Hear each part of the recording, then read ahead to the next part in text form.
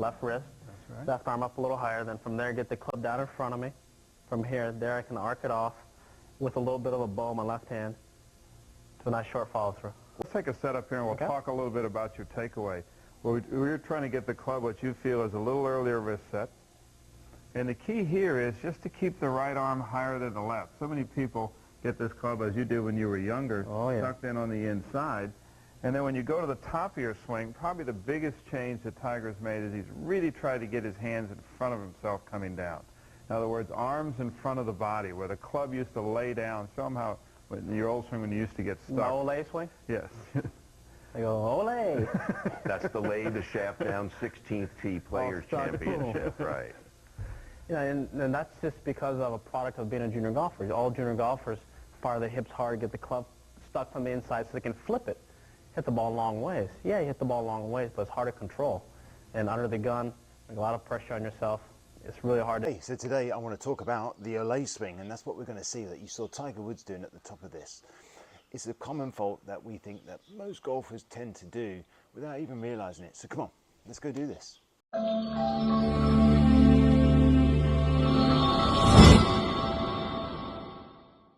Okay, so one of the most common faults that I see with golfers when we're teaching them is that they have a tendency sometimes, especially good golfers, to get a little bit running away with the lower body. Okay, they're told that the hips have got to drive the swing, and they've got to, you know, if they turn and thrust the hips faster, they're going to swing the club faster and hit the ball further.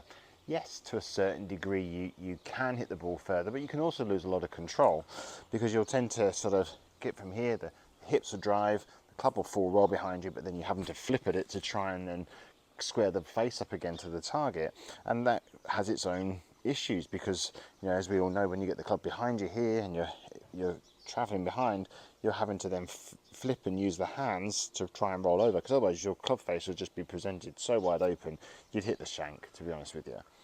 And it all boils down to junior golfers tend to do this a lot because they're trying to hit the ball as far as they possibly can, so they're getting up here and they're jumping at it with their bodies, but they tend to forget that the club head gets left behind.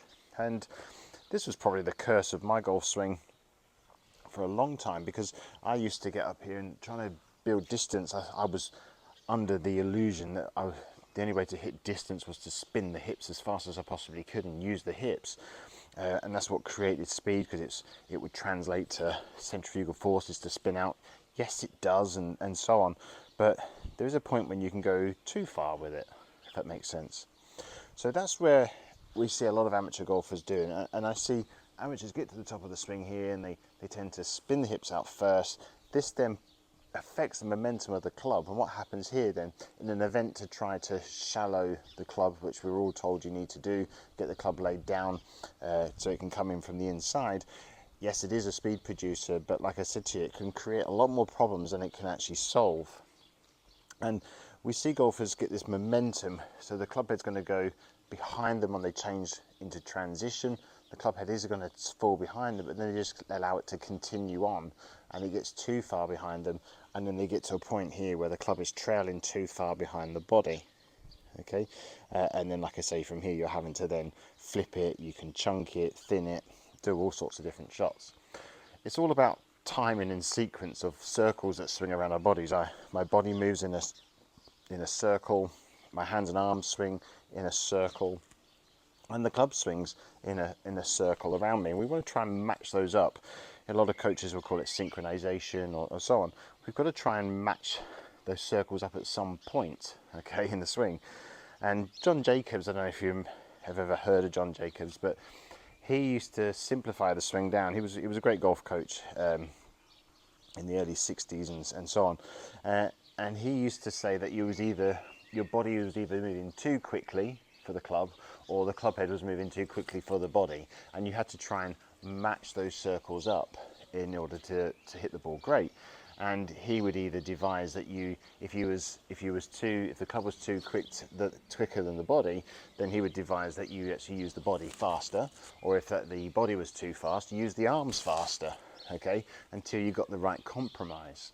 And it sort of made sense to a certain degree, and the ball striking would often be a lot better. So that's really what we talk about with the Ole swing. It's a famous clip of Tiger Woods when he was in his when it was in the year sort of 2000 area. He was on the Golf Channel along with Butch Harmon, and they were talking about changes they were making to his swing. And one of the things that he said he hated the drill the most, which I'm going to talk to you about in a minute, because it's a drill that I teach, and I have done for a little while actually, but there was a missing piece that I didn't add into mine when I was teaching it 10 years or so ago. But I really want to sort of include it today. But really, it was about getting the club head being back out in front of the body, and this is one of the things that we talk about. The hands and arms have to sort of almost drop down in order to do that, and that's sort of what we really want to sort of improve on in most golfers' swings. Okay, so it's getting the body to not fire too much, and Tiger was very guilty of it when he was younger, to really fire the hips too quickly, and this got the club behind him, and Butch did a great job of getting everything to sequence back up. And Butch was also a follower of John Jacobs, so try to get the club to match up and so forth. He was a student of John Jacobs to a certain degree as well. All right, so it's really important that we get that right, because getting that matching up action really makes a difference to your connection and also the path of the ball and also your timing. Okay, you start firing with the hips too soon and leaving the club head behind. Yes, it feels powerful, it feels fast because you're moving everything rapidly and it feels frantic. Okay, you might hit the ball distance, but you'll also lose a lot of control. So we've got to try and get the arms swinging more down and in front of you, as opposed to swinging the body too quickly. Okay, so that and through, the club head just sort of falls into place.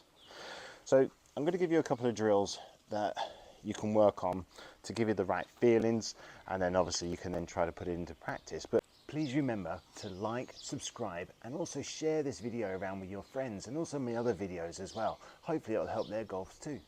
Okay, so one of the drills that I like to sort of get people to first of all do, it doesn't require a golf club, is you've got to learn and create separation of the arms. Okay, now I used to, I was very fortunate to be teaching alongside a gentleman called George Will, and George was a great tournament player and so forth, and a lot of knowledge. And he used to say to me the words, you have to disconnect in order to reconnect. All right, and it was never more true in this sort of instance. So we're taught a lot that you've got to keep everything tight and together, and everything's got to move like this, and keep your elbows pinned to the side, and elbows tucked in and so forth, and lock everything out. But really what you want to have is you want to have separation, and this separation move, or this disconnecting move, actually ironically in some sense synchronizes everything up. All right, now one of the best drills that I have to do this to start with, to give the initial feeling, it's just called, we call it the free arm swing, or the free arm drop, or whatever you want to call it. And what you're going to basically do from here is you're just going to swing up to the end of your backswing here and stop with your arms just to the side, and you've got to take away tension. Okay, so you've got to take away the tension in your arms, your shoulders, everywhere really in this upper section here. And all you're going to do from here is keep your body turned. Okay, you can move up into your left side if you want to with the hips. You can sort of bump across here if you want to. That just sort of sets me into the right position for my body to tilt slightly and so on. But all you're going to do from here is literally just let your arms drop. Okay, you're going to keep your body turned. My back still feels like it's facing the target, and drop. My arms are just relaxed enough to do that. So up here, drop. All right, I'll do it from the side. So I'm going to swing up. I can move up into my left side if I want to, and then drop. My arms are relaxed enough to do that. All right, and that's really key. You can notice that my feet haven't moved at all. Up, drop. Okay, and that's just a sensation that we want you to try to get. All right, and it's very important that you try and feel that in the swing. So from here, all I'm going to do is keep my back turned and just drop the arms, and you can actually hit shots sensationally doing this. You can put it on a T-peg. Okay, that's what I've been doing just to get this sensation. But all you're going to do is literally swing up, stop, drop. Okay, your body will move, it will react, it has to, but the sensation is I'm trying to get separation here with my arms from my body. Okay, it feels weird to start with at first. Okay, and you might hit a few left maybe to start with, or you might miss hit a few, but really the key here is just to trust the fact that you're going to swing up and through, okay? I'm not using my body at all here. I feel like my body, when I'm doing this, is actually staying turned, okay, to the target. I feel like I'm still facing the camera. I'm not, but I feel like I am. You know, feel versus real, okay? So that's the feeling I want you to try to get when you do this, is you're just going to swing up, you're going to swing back, up, and through, okay? I feel like my back is still turned as I hit it. Make a backswing, and to swing the arms down and through, as relaxed as you possibly can. You'll be remarkably surprised at how far you hit the ball when you do this, okay? So that's the first sort of feeling that I want you to get with this. There's a clip which I'm going to put in right now. I'm in a position where I can now turn, and then that club gets a free ride into impact. So even though it looks like a technical thought, I'm not really really looking at the exact positions. I'm just trying to create a feel, and a lot of that feel is making sure I'm staying on my right leg, into my right hip. One of my faults is I'll get into my left side too early, and then the club's too much in front of me. So by staying here, letting my left arm drop as I stay closed, and by closed I mean my back stays to the target, I'll never actually be in this position, but the sensation is there, and as soon as I put some speed and turn, everything's going to be in a nice delivery. This clip actually of Justin Rose, he was talking about how he did this feel versus real drill, and he was very famous for doing this feeling of the arms coming down. So his left arm would go down his chest, okay, and he'd get to this point here, and his right hip would stay back, and his chest would stay facing, his back would stay facing the target when he pulled it down to here. He very famously does this drill. So he goes up and he pulls it down here, okay?